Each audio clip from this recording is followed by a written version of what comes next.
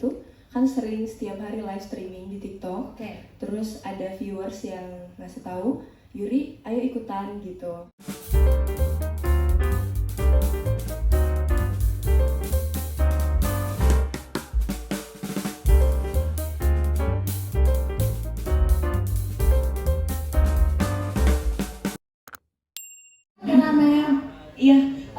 Sebelumnya terima kasih pertanyaannya. Kenapa TikTok sebagai platform digital? Karena platform digital sekarang yang besar itu sebenarnya TikTok dan gampang banget untuk dijangkau sama semua dari remaja sampai dewasa. Jadi kalau misalkan kita menyalurkan bakat ataupun menyalurkan ide, edukasi, itu gampang banget dijangkau sama masyarakat dari Sabang sampai Merauke, mau dari mana-mana pun yang ada sinyalnya pasti bisa menggapai gitu. Bisa menggapai cita-citanya seperti Karamel sekarang yang ada di sini kan. Melalui TikTok luar biasa banget ya di era digital sekarang ini, luar biasa. Boleh kita berikan tepuk tangan untuk Karamel. Nah, sekarang aku mau tanya yang samping aku deh. Kalau kamu sendiri kenapa memilih Gimme the Mic? Waktu itu ceritanya gimana? Boleh nggak diceritain sedikit perjalanannya? Oke, baik.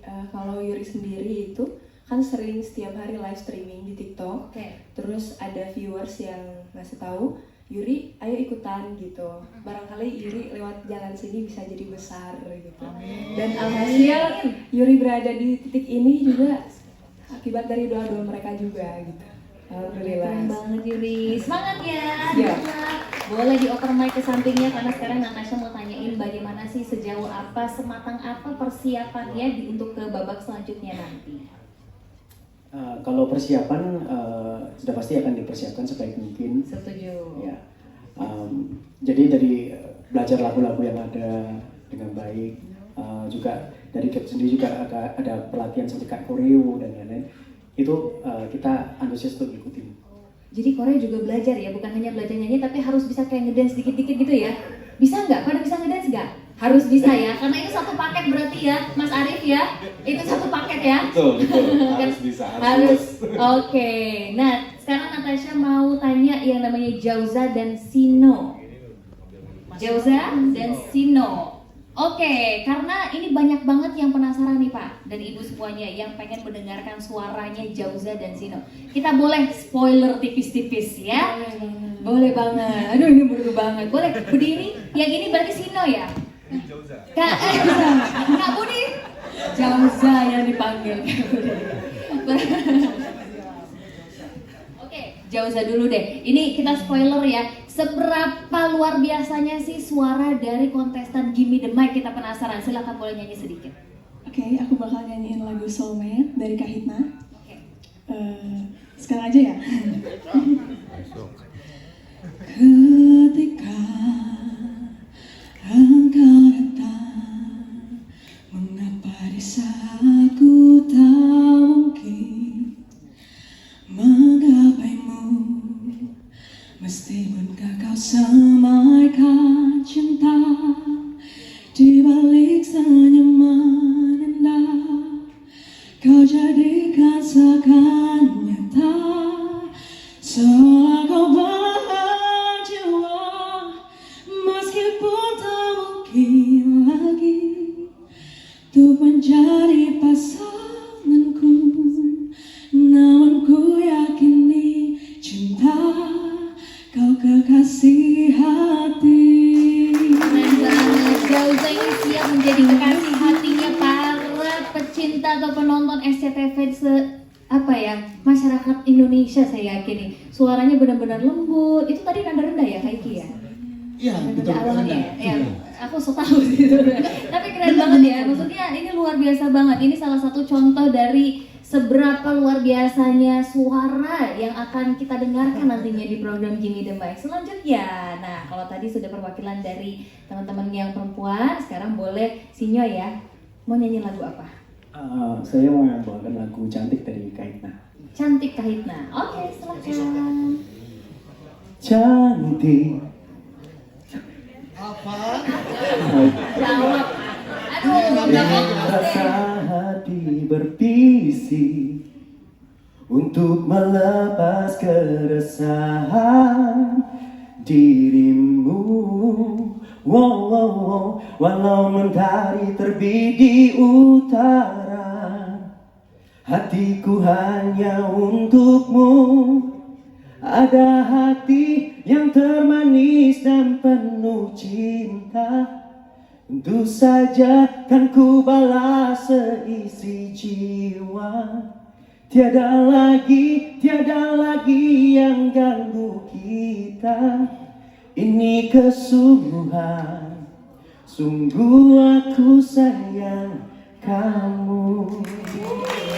Label-label di Indonesia ini dipenuhi dengan orang yang penuh dengan suaranya bagus-bagus, indah-indah, cantik-cantik, ganteng-ganteng ya.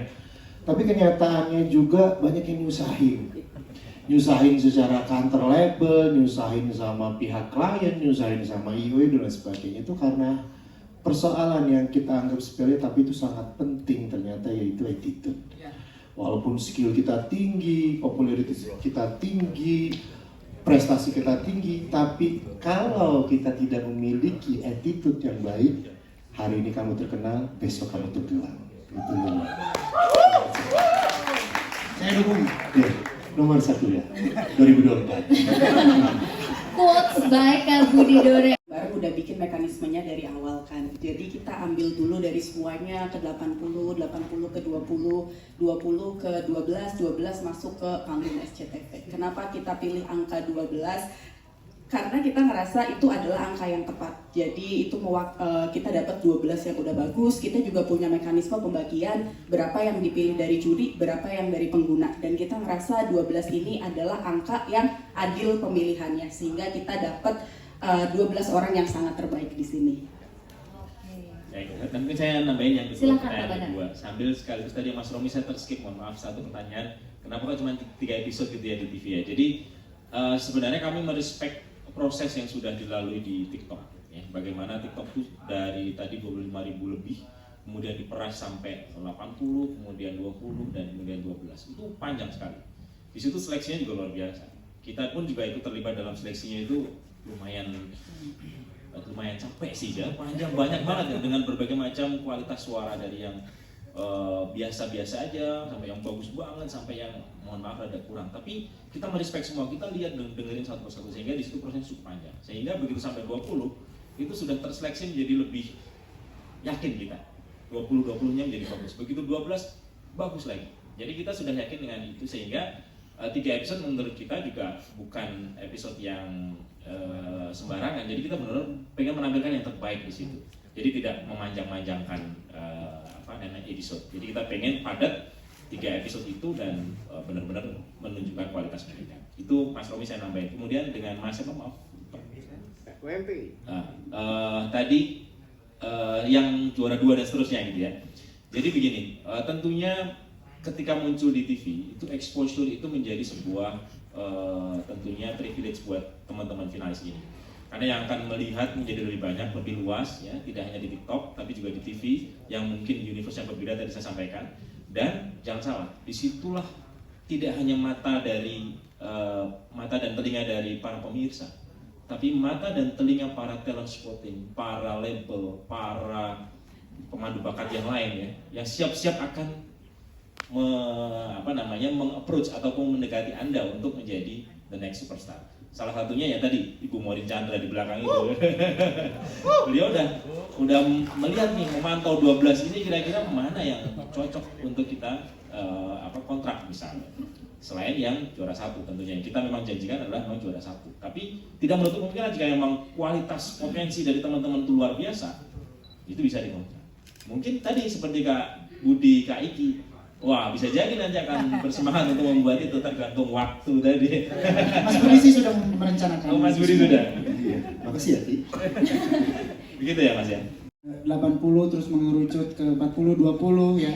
Dan kita benar-benar dibebaskan untuk mencari kriteria yang kita inginkan, dan juga kita banyak berdiskusi 3 juri ini, ada Kak Budi sama Kak Tantri. Kita berdiskusi, dan yang sulitnya itu adalah karena jujur semakin mengerucut semakin bagus, dan mereka benar-benar semakin memperlihatkan bahwa mereka itu layak untuk ke babak selanjutnya. Dan yang serunya lagi adalah ketika, karena kan ini kita ada ikut sertanya koin dari orang-orang yang menonton juga di TikTok. Jadi itu semakin membuat pusing kita para juri untuk menentukan Karena ketika ada momen di mana saya pilih si ini, aduh tapi ini sayang. Tapi kalau ini saya pilih ini, tapi ini yang ini gimana? Tapi kita harus dipilih dengan sesuai, misalkan kita harus ada 7 yang lolos misalkan. Jadi itu benar-benar kita ada perdebatan. Selebihnya Kang Budi akan menceritakan keseruan ketika waktu kemarin berapa 20 besar. 20 besar. Seru banget kan? Sigi sampai nangis di belakang. Aku nangis. Harus milih yang mana ya? Karena kita punya tanggung jawab. Betul. Tanggung jawab ini kan sesuatu yang buat kami jadi tanggung jawab moral. Ini beban moral yang dikasih TikTok kepada kita gitu. Ini Tantri sebenarnya kurang tanggung jawab ya, dia dia harus dipotong ya kalau misalnya jangan sama. Jadi kita punya tanggung jawab dan itu kita berusaha secara pribadi kita punya yang subjektifnya juga kita memiliki porsi juga sekian persen yang menyesuaikan yang TikTok inginkan dan SCTV butuhkan gitu loh. Dan menurut aku hal-hal seperti ini coba deh jelasin yang kemarin kita lihat. Jadi kita juga tidak merasa sendiri karena juga ada pihak dari SCTV dan juga apalagi TikTok yang benar-benar ketika kita berdiskusi kira-kira menentukan mana yang layak untuk ke babak selanjutnya, kita benar-benar berunding, apalagi untuk menentukan 12 kontestan yang akan ada di final show nanti itu kita benar-benar berunding, kita benar-benar memikirkan apakah memang dia itu layak, apalagi nanti kan mereka sudah akan melewati fase karantina, benar-benar mereka akan dikasih pelajaran ilmu dan yang lainnya, jadi kita memikirkan sedalam itu untuk mereka gitu. Kan karena gak mudah juga ya Kak Iki ya memilih, karena suaranya bagus-bagus banget kan dari Bagus awal semua. Kak Iki menjuri jadi juri, pilihannya pasti sulit banget ya. Sulit banget, apalagi ketika kita multi guest nih kan, benar-benar terkadang ada yang memang kita terdistract dengan ada yang orangnya karena jauh, sinyalnya di mana padahal suaranya bagus. Jadi yang tadinya nggak dengar suara aja cuman keresek-kereseknya doang. Ternyata kakaknya lagi main game Pak, terus wifi-nya nggak bisa ya Kak ya. Dan itu menjadi sebuah keseruan juga Iya, gitu. iya. Kadang ada yang kita udah nungguin, ya waktunya si A nyanyi, kok nggak muncul-muncul. Ya ini dia si A, kemana si A-nya nggak ada. Dan itu jadi sebuah keseruan. Tapi ketika mereka diberangkatkan ke Jakarta, di situ baru kita bisa benar-benar menilai bahwa mereka siap atau enggak, dan terbukti. Saya yakin 12 kontestan di sini suatu saat nanti akan menjadi bintang yang luar biasa. Dikasih keyakinan langsung sama Kak Iki plus sama Kak Budi juga. Thank you so much. Dan mungkin terakhir dari Pak Arif, Pak Bandang ataupun Mbak Disti, ada nggak pesan-pesan yang mungkin ingin disampaikan sebelum nantinya teman-teman ke-12 finalis ini akan berkompetisi di layar kaca SCTV? Baik, untuk 12 kontestan saya ucapkan selamat tampil di panggung besar Give Me The Mic SCTV. Dan untuk para dewan juri, selamat menilai dan mencari yang terbaik untuk menjadi the next superstar dari panggung Give Me The Mic. Terima kasih. Kerjasama dengan baik. Ingat di belakang itu semuanya ada kru yang luar biasa yang membuat kalian akan tambah indah hidupnya. Nah itu aja. Keren. Fokus